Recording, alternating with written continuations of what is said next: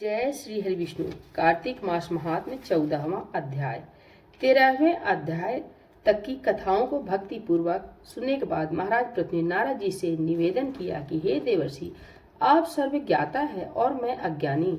अब आप कृपा करके संतान वृद्धि तथा सुख संपत्ति देने वाली महाविद्या, महामाया, महामेघा, महास्मृति, महामोहा, महादेवी, महाईश्वरी तथा सर्व ईशी अहोई देवी की उत्पत्ति तथा इनका व्रत कब और कैसे किया जाता है, इस बारे में हमें विस्तार पूर्वक बतलाइए। महाराजा पृथु द्वारा इस प्रकार प्रार्थना किए जाने पर नारद जी एक प्राचीन कथा सुनाते हुए बोले, हे राजन, एक समय कलिकाल में बड़ा भारी दुर्भिक्ष पड़ा। भीषण अकाल और महामारी फैलने से अनेक व्यक्तियों की अकाल मृत्यु हुई। तब सब लोग इस विपत्ति से छुटकारा पाने का उपाय सोचने लगे। अंत में निश्चय करके कार्तिक कृष्णा सप्तमी को सबने व्रत रखा। व्रत के प्रभाव से सायंकाल चामुंडा देवी हाथ में नर मुंड लिए प्रकट होकर कहने लगी, मैं रुद्र सहित विहार करने के लिए यहाँ आई हूँ, परंतु समस्त संसार में पाप छाया हुआ है। ब्राह्मण वेदहीन, क्षत्रिय सामर्थ्यहीन तथा वैश्य और शूद्र धर्महीन हो गए हैं। स्त्रियों ने पतिव्रत धर्म छोड़ दिया है, इसलिए सभी लोगों को आहोई का व्रत करना चाहिए।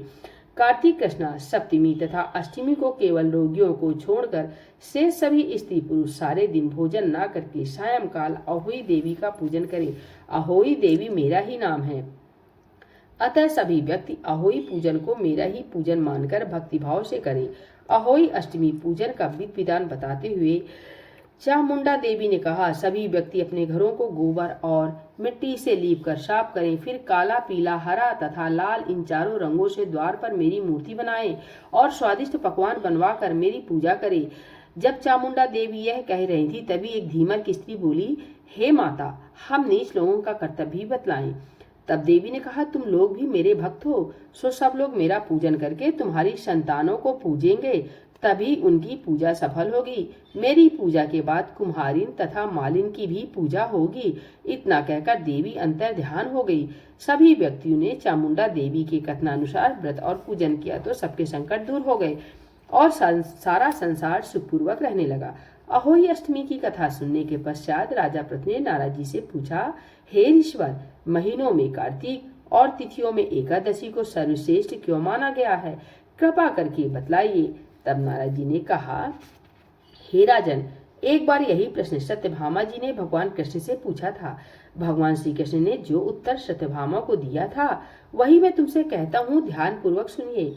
एक समय सत्यभामा जी ने श्री कृष्ण जी से पूछा, हे प्राणनाथ, जब सभी मास और तिथियां बराबर हैं, तब कार्तिक मास और एकादशी तिथि क्यों सर्वोत्तम मानी गई है।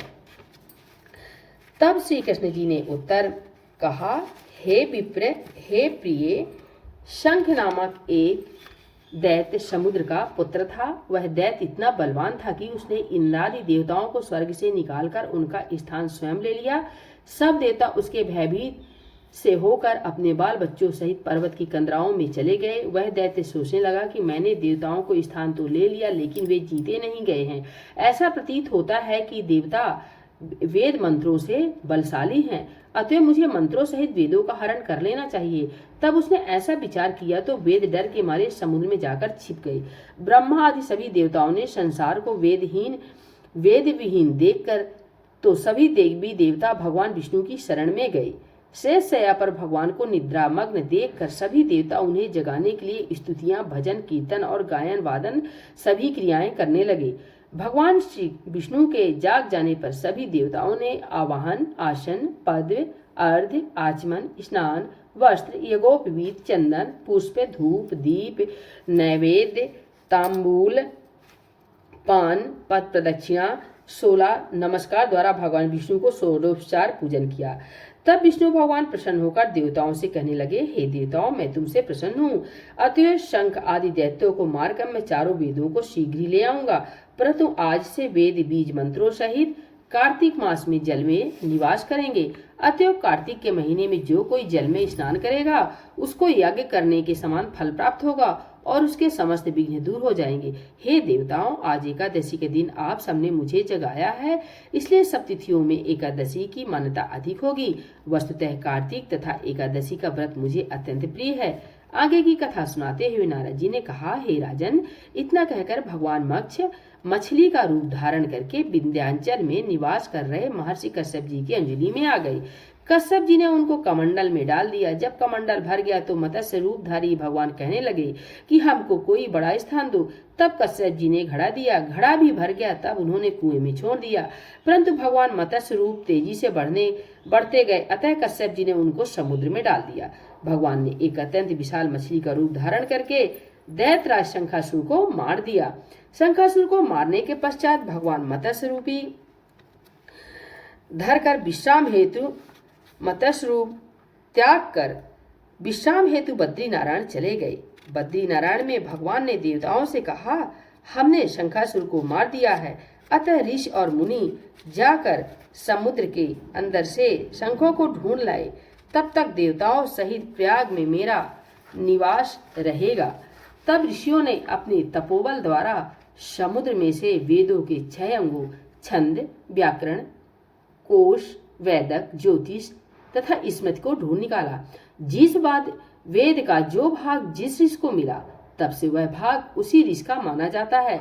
इसके बाद समस्त ऋषि ब्रह्मादि देवताओं सहित प्रयाग आए और उन्होंने वहां पर अश्वमेध यज्ञ किया। इसलिए प्रयाग को तीर्थों का राजा कहा जाता है।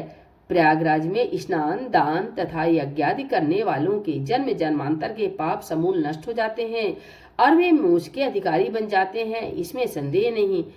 बोलिए भगवान विष्णु की जय, श्री लक्ष्मी नारायण भगवान की जय, कार्तिक मास महात्म्य की जय, श्री दुर्गा मैया की जय, श्री हनुमान जी स्वामी की जय।